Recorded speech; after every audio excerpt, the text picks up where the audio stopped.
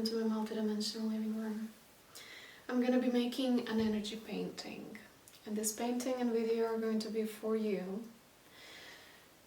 If you're currently finding yourself in a state or in a space where you're contemplating or considering transitioning into the spirit or leaving your physical body by choice, or if you're occasionally flirting with that state or space or that idea.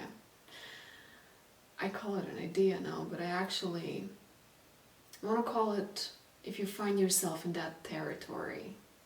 Yeah, territory. I trust that this video or this painting finds you in the right place, in the right time, whenever that be. And if it finds you there and you're here now, then welcome. Please make yourself comfortable, get yourself a cup of something. I really want to make this as a portal of presence that goes both ways, because when we're in a territory like this, having a conversation and being present with one another is exactly what we need sometimes. I want to create a space where we can talk about things without fear, without judgment, without guilt or shame or taboo assigned to it. Because that's what we need sometimes, to talk about things in a very neutral way. I said territory because I don't like the word suicidal, and I have to define this before I get into the painting because I think it's quite important.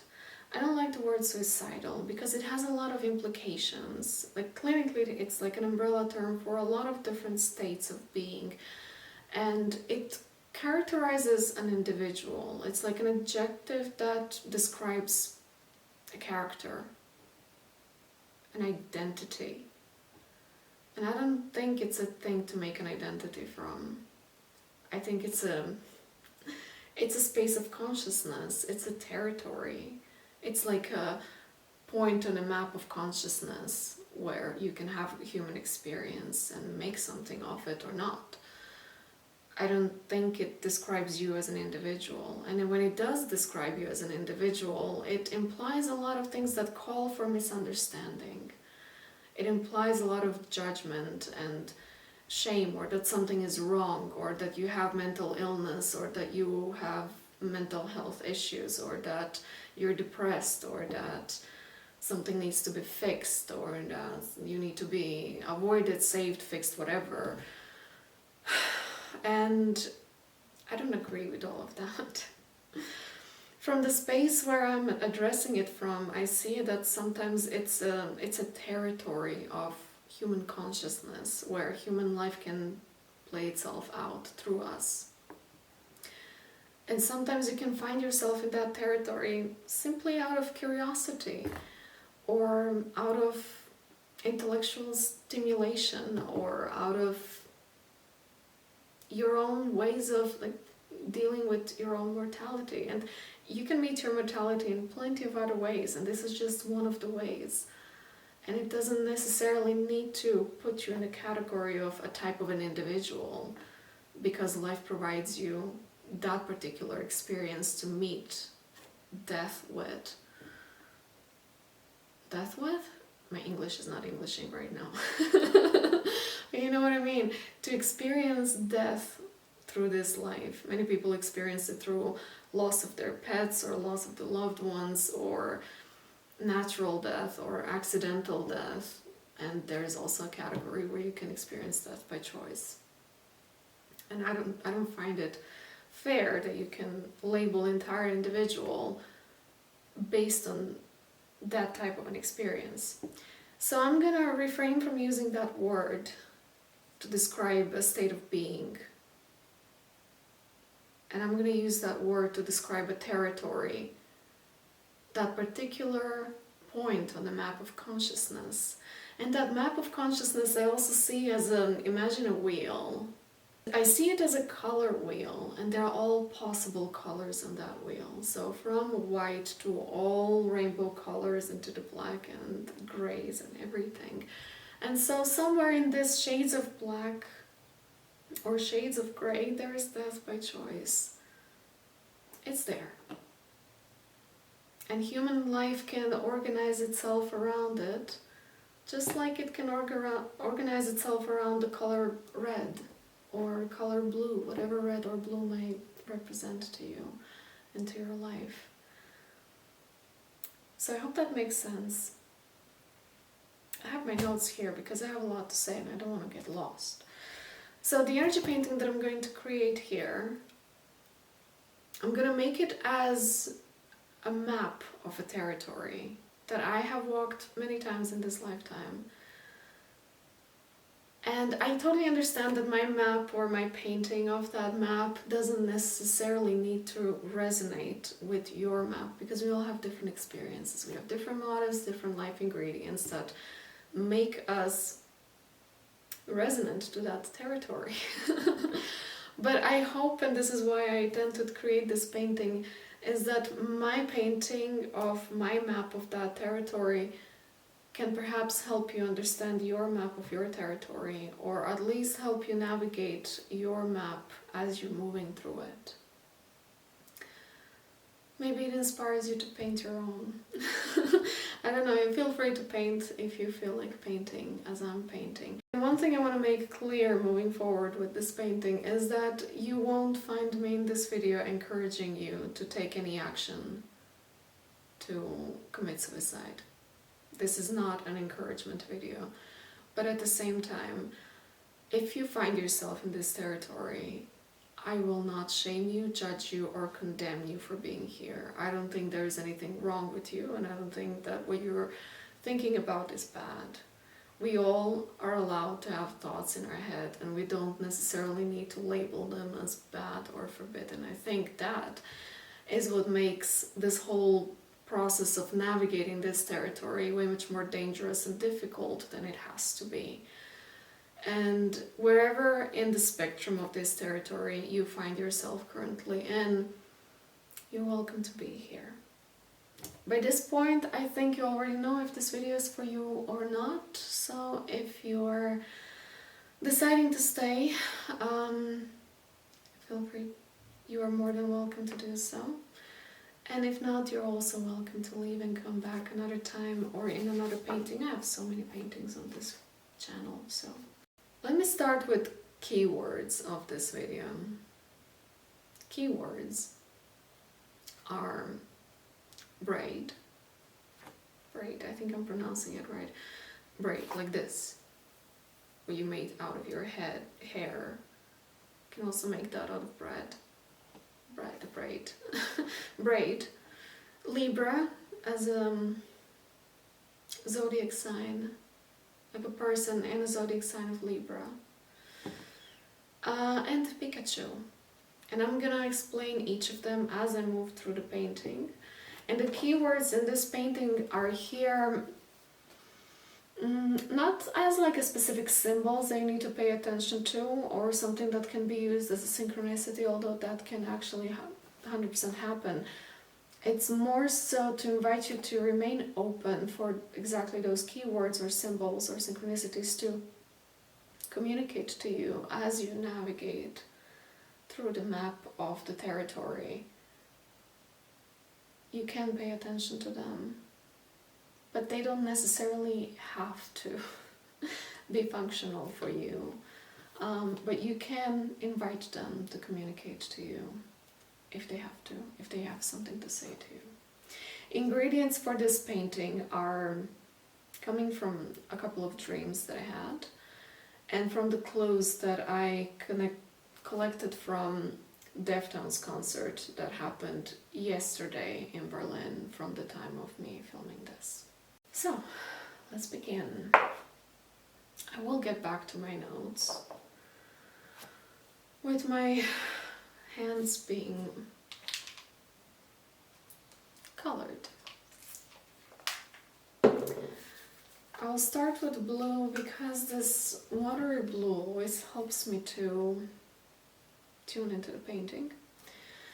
But actually, I felt this painting right from the start being, of course, black. So, the energy that I'm bringing into this painting started and came from in the astral realm. It came from a dream that I had a couple of days ago, and that dream was about a couple of, I'm not going to call them evil spirits, because I did call them evil spirits while I was actually moving through this energy outside of this painting. But I regret calling them like this because they were not really evil, but they were dark. They were definitely dark. They were very attractive, very good looking spirits, but there was nothing to them. And they were helping me to commit suicide. They were choosing locations and sites that they thought would be good for me to commit suicide. And they basically orchestrated everything. It was up to me to just do it. And there were many other people who were in the process, and from the spirit realm perspective, it was totally normal. It was absolutely normal thing to do, to leave your physical body and transition into the spirit. There was no drama, no hype, no big deal about it. If you decide to do it, fine. If you decide to change your mind, fine. If you decide not to do it, it's fine. Nobody will punish you, nobody will guilt trip you. Why did you change your mind in the last moment? It's fine. It's your authority, your life, you decide what to do with it, right? The only drama and big deal that I found in this sphere, I realized that it's what we do here on Earth. That's what humans do. Like, we create a big deal about it. We create huge ceremonies about it. But from the spirit realm, it's like absolutely expected thing to do. And so I was on this site where many other people were doing their transitions, and I was given a chance to transition 3 times. And 3 times I denied it. I chose life instead. And the 3rd time seemed very significant, because the reason why I chose life and how I chose life is I've seen a woman who was on this site where the transition was happening for very many people, including for her. I don't know if she actually did it or not, but she was there. It was a blonde woman wearing a red Baywatch swimming suit, and she had a tattoo on one of her legs, and the tattoo was a braid that was going over her leg. And I saw her tattoo, and I thought to myself, it's so unfair to leave a physical body before having the experience of having a tattoo, because I don't have a tattoo. I don't know how it feels to experience that pain of inking my body. My body doesn't know that. So I thought I might as well stay and have that experience before I transition into spirit. And that felt kind of significant to me. I remember that when I woke up and I was processing the dream, that imagery of that tattoo remained with me. And when I woke up, I processed that dream cognitively, mentally, as I normally do. And I approached it more like a symbolic reference to changes that are happening in life. I didn't consider it as a literal need or want to transition. I didn't consider it as a, oh look, I'm thinking about suicide or something. No, I haven't thought about it. I took the approach of how you read tarot cards. The card number 13 of Major Arcana, the Death, mostly you're not reading it as a literal death. You're reading it as a transformation, as a transition, as a change of some sort, as an end to a cycle, end to an identity, end to a chapter of your life or anything, however it applies to you. It's not always, not necessarily a physical death. It can be, but it doesn't need to be. And so I took it as a symbolic representation of something that is changing in my life. However, the energy of that dream spilled into reality, and life gave me enough ingredients to get me into the state of being where I ask myself, but what if it's not meant to be symbolic? What if that was a real call to action? What if that dream wasn't just a dream? What if it was actually an invitation? What if that's the whole point? I ask myself. And you can imagine being in this state, or you don't have to imagine because you know. Being in this state, like, it automatically carries out some emotions you need to process around this whole thing. And I want to let you know, I've been processing those emotions that came up, which were very uncomfortable, very unexpected, very not easy to deal with. I processed them in the most inappropriate places, in the most inappropriate time, with some of the people I would call inappropriate for that situation. But I did it. That's exactly how I did it. Yeah. It's easy for me to laugh about it now, but I didn't laugh back then. I mean, I did afterwards, but man, it was challenging.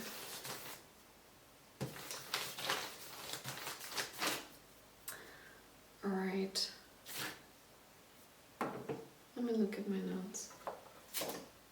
Because I don't want to get lost, because this map is like, it requires pointers.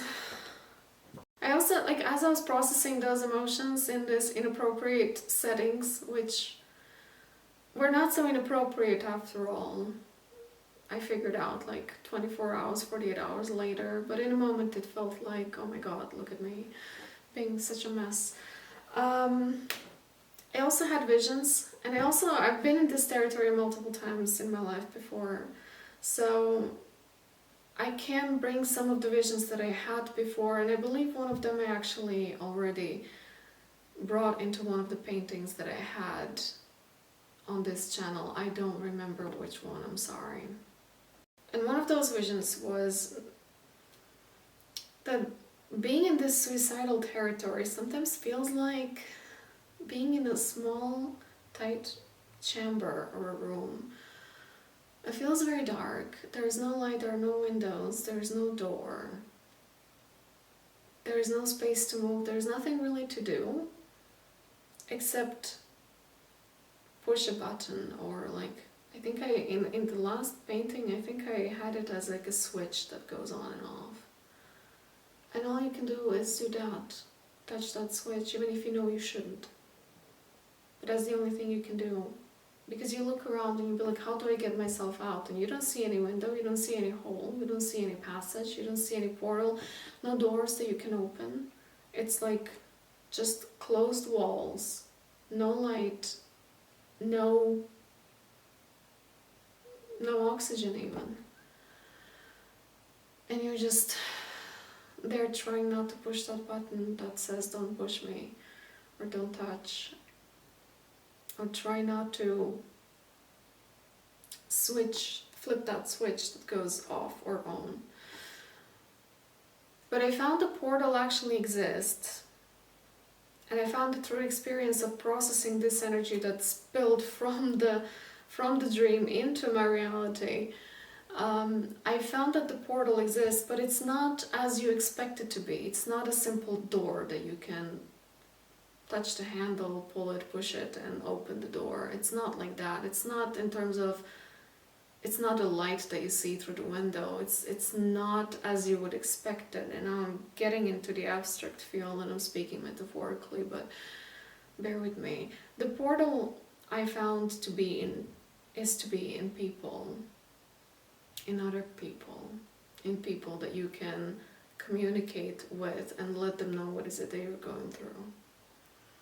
And that's super difficult, because sometimes being in that state makes you feel like nobody could understand and nobody could help you. It makes you feel like you're the only one who feels this way, and you don't even dare to put anybody else because you're afraid of being a burden to other people. And even if you would include them, there's this fear that they wouldn't understand anyway, which is all just like illusion of this very, very small chamber that doesn't really allow you to breathe. And that which considers your reality in that moment is not all that isness. It's not all that is. It's not the ultimate truth of reality. It's just the current circumstance that you're in. And talking to other people is what provides like a passage to other opportunities, to other possibilities, to the doors that can open for you. Even if talking to other people, because I can draw out of my experience, it seems like this other people, like some of the people that you may encounter, are not necessarily equipped and skilled and prepared and have capacity and empathy to guide you through this process. Some of them don't. And then you wonder why you're even talking to them, or what's the point of even talking to people, because that's exactly why you don't want to talk to people. But then you can also find people who do have the right thing to say, the right thing to do, the right thing to provide to you in that very moment, that will lead you out from that little chamber. Another vision that I had, and I invite you to have a little bit of imagination for this one, is to see the earth not as a globe, not as a round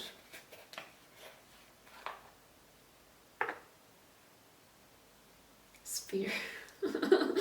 I remember that I forgot to say that at the end of this video you will find a picture of the painting, so you can look at it for yourself and see if something speaks to you, if something shows you anything.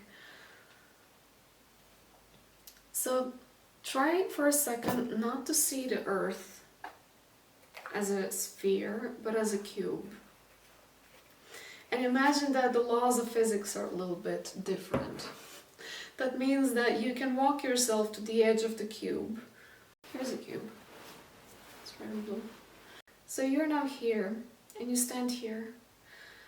And as you stand here, you have this ability to jump into the universe, into this like big, vast, dark universe full of stars and asteroids and all kind of stuff, satellites. And you can just jump. That's the end of that's it. Like, you just come to the end of the world and you jump down, and that's it. But also, as you come here, you realize that when you're here, like, you can clearly see this vastness of the universe here, on this side, on that side, all over the earth. And you also see, like, this point kind of, it's elevated. The way I'm holding the cube is a little bit like this part is more elevated than that part. And so when you come here, it's kind of like in a museum of illusions. You have that one room that has one corner more elevated than the other one, and then when you put two people inside, one looks like a giant while the other one looks like a small human. That kind of optical illusion also kind of happens here. And that means you come to the edge of the earth, and then first you see how vast the universe is, and then you can jump. But you don't jump, you just turn your back to the universe, to this like big wide unknown. And then you look back at your life from this elevated point. And then you see that there was a lot of forces and a lot of things and people and circumstances and everything that led you to come to the edge of the earth. Not everybody comes to the edge of the earth. Some people do. And this edge of the earth is this territory that we're in, like that we're talking about.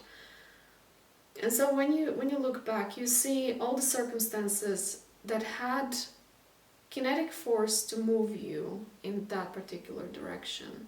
So you see all the broken relationships, the family problems, the unpaid bills, the people who saw you struggling, and instead of helping you to not go into that direction, they fueled you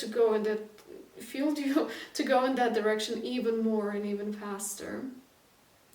Or you see whatever circumstances brought you in that space, the overwhelming emotion, the fear of not having enough capacity to be present with all of those emotions, or the overwhelming weight of life itself. Sometimes life is just hard, and by hard I mean heavy, like heavy as if somebody puts a lot of weight on you and you can't carry it all by yourself. So it pushes you to go into that direction. And then you come to that edge and then you see all of that, and you see everything that played a role in putting you into this space, everything that took your energy away from you. You come here, you see it, and you can see it from a different perspective. And not just see it, like I want you to really try to imagine this and try to feel it, because the way I imagine and the way I see this image and this vision, it's like I really feel it empowering me. And that is standing at this edge with your back turned to the universe behind. Like, maybe not the universe is not really the correct word in this. The space. And you have this like huge vastness behind you while you're looking at your life from above. And you can see that to be here on this edge, it's a brave thing to do. Not just that many people don't get pushed to that edge, it's also that many people don't have bravery and courage and capacity to just stand there and turn your back to the space and look back into your life. And suddenly you can go in multiple dimensions here. One of them is that you can see that everything that diminished you, hurt you, or took energy from you, you can see it from exactly the opposite perspective. You can see how this vastness of the space empowers you because it's bigger than you and it's behind your back. And it allows you to have a completely different perspective on it. So you see that a person, for example, who was ridiculing you for having problems and it was hurting you, you can see how ridiculous they are in the first place. And it gives you that power and that push to look at them and be like, how dare you? Call them names if you have to, if that makes you feel better. For example, if you had to take a risk and apply for a job that you weren't certain if you can do it, you can realize that you can actually, if you can stand on this corner, you might as well go back and apply for that job. Or do that thing that scares you, send that message that makes you anxious. Have that meltdown if you have to. Shave the head if you have to. Like, do some drastic decision. If you see that, for example, when you were there, that you were drinking every single day, and that's just something you do with people because it's a part of the social ritual, and you never even consider stopping because that's what binds you with people, then you come here and you look back and you realize, like, maybe actually you can stop drinking for a week and see what happens. Or for a month, or for a year. And it's not about like, go and change your life. I'm not here to tell you that you should change your life and change the way you see things. But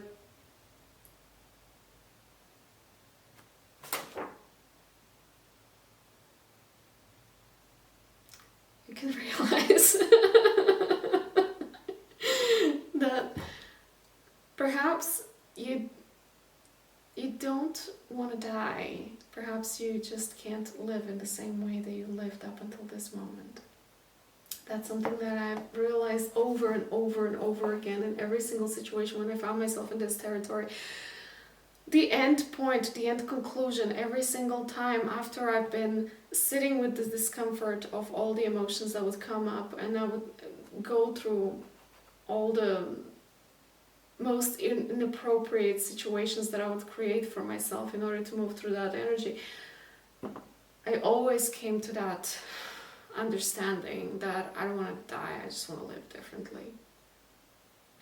And sometimes death shows up as an archetype or as a big energy in our life before we even know, like, why is it here? And then we literally take it as like, perhaps the world needs to end. The body needs to end. But it's actually symbolically showing that perhaps it's the end of a chapter, or it's the end of drinking, or it's the end of allowing yourself to be bullied by people who have nothing to do anything with your life.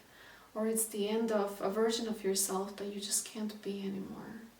It's too small for you. It's like it doesn't allow you to live. Or it's the end of an identity, or the end of a relationship, or end of a habit or something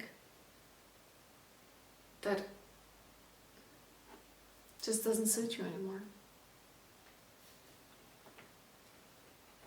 And as a multidimensional being, if you identify yourself as a multidimensional being, you know from before or after that there is always another way, always, and it's infinite amount of possibilities of how differently life can play out. It doesn't have to be this one particular situation. And that one particular situation is just one of the flavors of life. It's just one of the shades of colors of life. It's not the only one. Even if the current experience when you find yourself in that moment is that of thinking and feeling as if you are trapped in a tunnel and you can't remember how it used to be happy, and how could it be to be happy or satisfied or fulfilled or feeling the sense of connection and purpose to life ever again. It's just a temporary experience. This is where practice like meditation helps, because it teaches you to look at your mind and look at your body and look at the sensations that you're having as something that is temporary, and it always changes. And this is also a great space of really applying yourself as an observer, where you can really look at your thoughts and not label them as bad or unwanted or forbidden or wrong, or make conclusions out of them that something is wrong with you if you have thoughts about being here, and shame yourself and guilt yourself for even being here in the first place, and thinking that, you gotta do something about it. It's like, just look at your thoughts and observe them and allow them to play themselves out. But stay rooted in knowing that these are just thoughts. They're not instructions. They're just thoughts. So that was the energy of the dream, of the one dream. And as I was processing this through my waking life, I went to sleep again. But I went to sleep with a lot of questions in my head. A lot of why. Like, why do I have to go through this? Why do I have to live? Why do I have to die? Why do I have to dream like this? Why do I have to consider this? Why do I have to change? Why? Why? So many whys. And there are so many beautiful, sophisticated questions that you can ask while you're in a territory like this, especially when you come to the point of realizing, okay, my thoughts are just thoughts, I don't need to act on them. And you commit that you don't need to act to them, but you can still take a look around and see what happens. Not see what happens, but see, like, what do these thoughts want to tell you? How do they sound? How do they look like?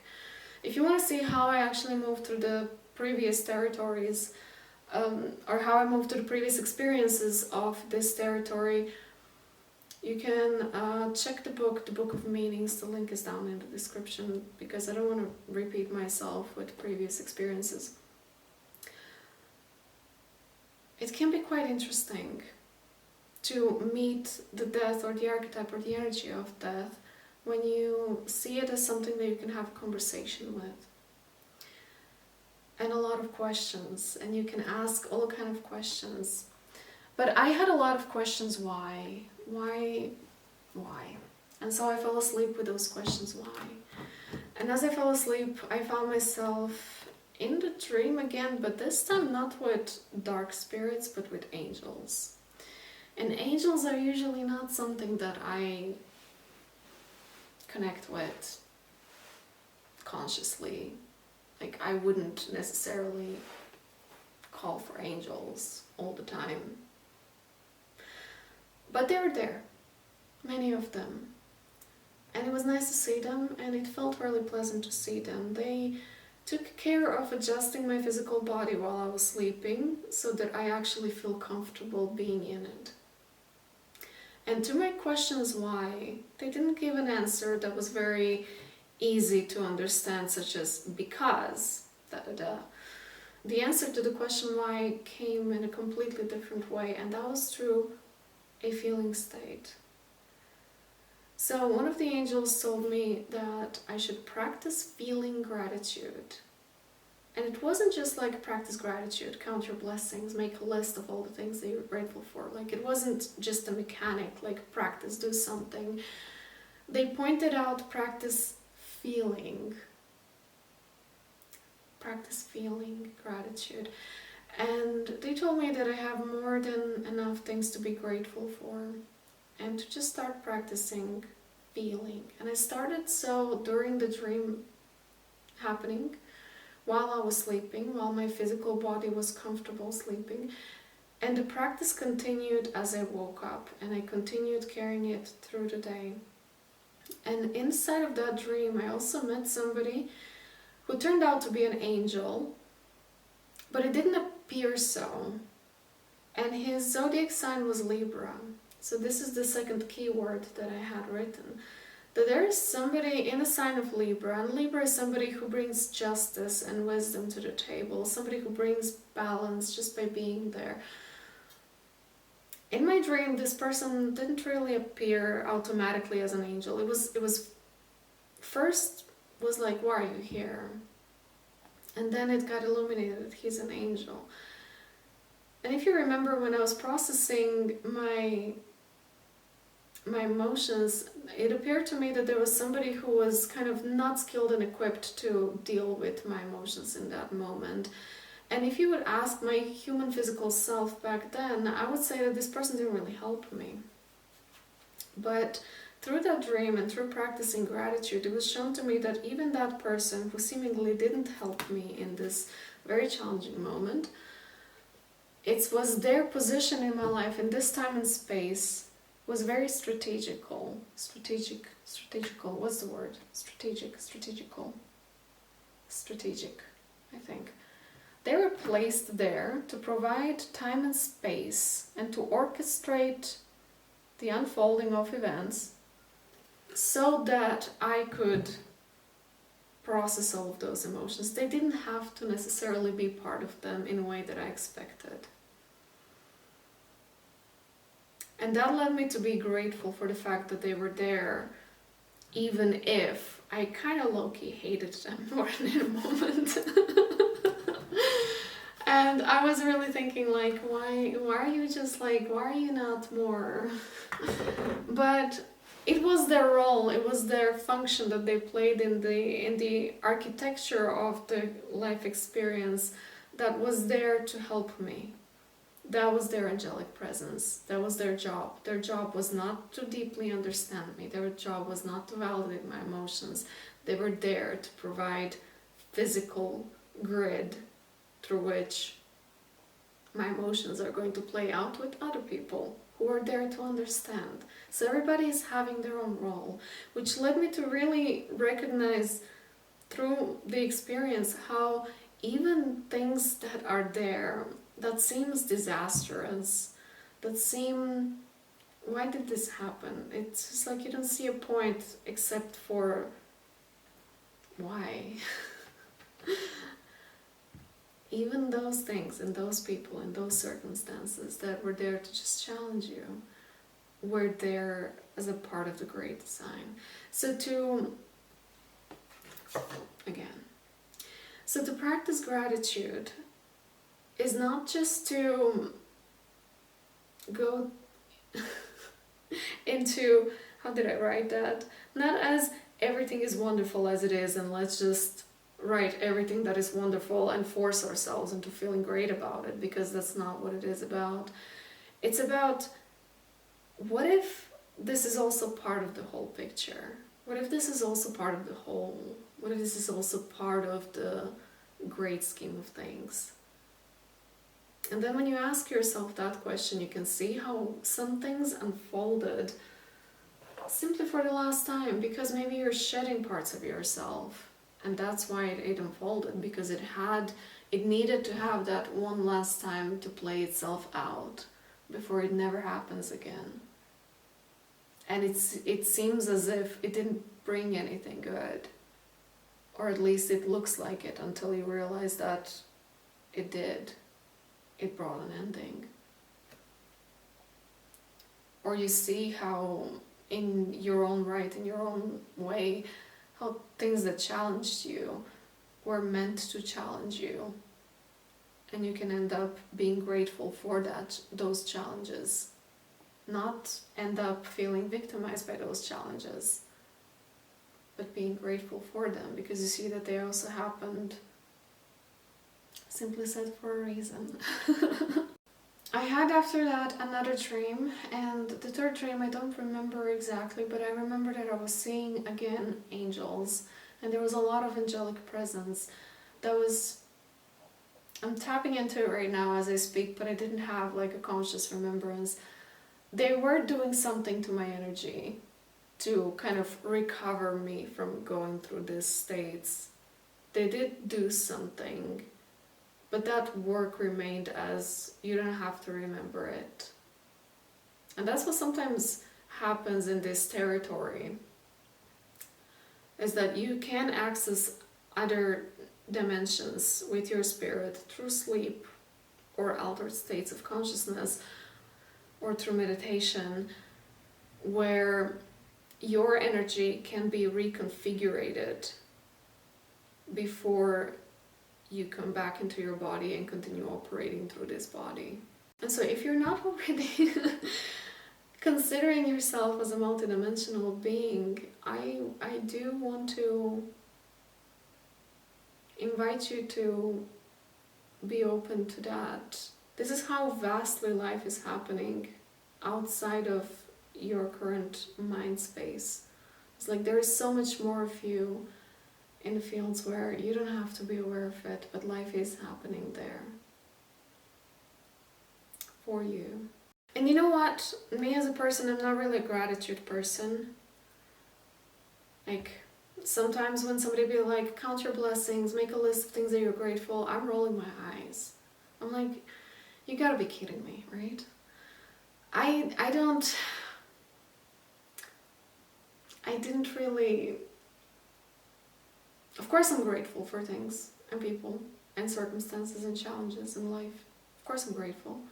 But I don't have that habit of practicing gratitude. So when angels told me to be grateful for things, I was like, that's it? This is how you're gonna solve my problems? To just be grateful for things? I was like, there must be something more. There must be something else to do. There must be something else. So I asked for, give me something more. I asked for, give me more clues. Give me something that I can actually put in the painting as the ending of the painting, that is not just like, oh yeah, just practice gratitude. Like, it just sounded a little bit too cliche to me. I asked for more, and the more I was guided and inspired to go to see Deftones, because they were playing in Berlin yesterday.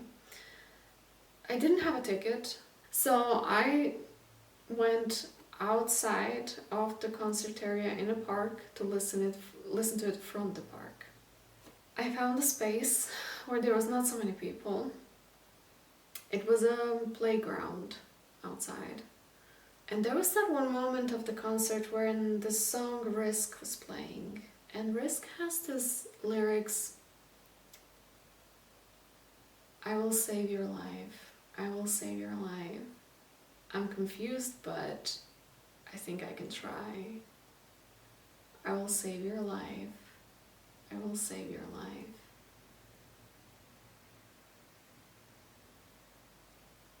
I'll do it for you, something like that.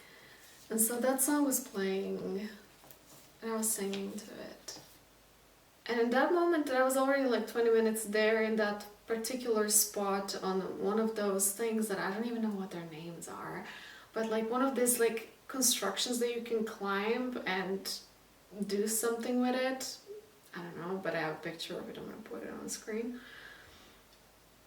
And in that moment, as I was singing, I will save your life, I looked above and I saw that actually I was sitting on a braid. Why is a fly here? I don't like these animals, but the only way I could find love for this animal is through Deftones and Change in the House of Flies. And so Deftones were playing, singing I Will Save Your Life, and I looked above and I was sitting on a braid, as the picture shows. And in that moment the life just felt like a dream again. It didn't feel like, I didn't feel like my life is in danger at all anymore. But I felt like there's something that is holding me, which was that braid. And it just felt perfectly fitting with the song. And that was the clue that I asked for. This is my ending for the painting. And I thought I'm gonna have more, but I didn't really have a lot. And apparently it's that time of the year around the solar eclipse when you don't really get a lot of clear insights and a lot of clear downloads. You just get a lot of chaotic energy like this one, and then you have to deal with it. But on my way home, while I was driving home, I found a Pikachu on the road. And it was exactly in the middle of the road on the tram tracks. And I knew that a tram is gonna come in a few minutes and that Pikachu is gonna be torn apart. So I stopped and I went into the middle of the road and I removed that Pikachu. A Pikachu was like this big. And I put him aside. And as I was picking up the Pikachu, I was hearing like, Pikachu is the main character. And so you finding a Pikachu is like you found the main character, which is yourself. And you're the one who is the main character in your life. Like you're the one who has authority over your life. Like you're the one who makes decisions about how your life plays out. So you found it. You found Pikachu. I was like, there must be something more to it. Like Pikachu was on the tram tracks. And it seems like, I don't know how this applies to you, but you see if it resonates. But Pikachu was on the tram tracks. And being on the tram tracks, it feels like there was like a predestined way that seemed like, okay, this is how life goes. There are tram tracks and now you find yourself as the main character going to this tram, or at least standing there, thinking that if you're on the tram tracks, that your life has a direction and that's where it's gonna go. But inevitably that track would destroy you. And so something comes and removes you and saves your life by putting you on the side. And I believed firmly that that Pikachu was not just randomly thrown on the street. I believe it belonged to somebody. My vision of how Pikachu even found itself on the street is that he was in a backpack of somebody, or in a cord, or how do you call it, in a basket of a bicycle, and then he fell out. I believed that somebody was looking for him. And I knew that when I removed him from the street, like that person might not find him again. But at least his life was saved.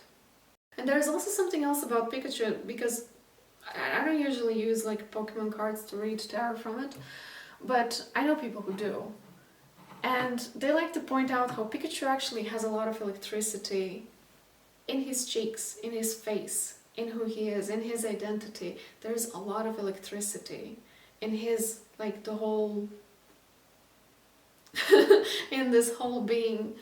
And now I see, like when I look at Pikachu, like who he is, it really clashes with, it really goes, not clashes, but goes well with my resistance towards calling people suicidal. Because just because you're in a certain territory, that doesn't make an identity out of you.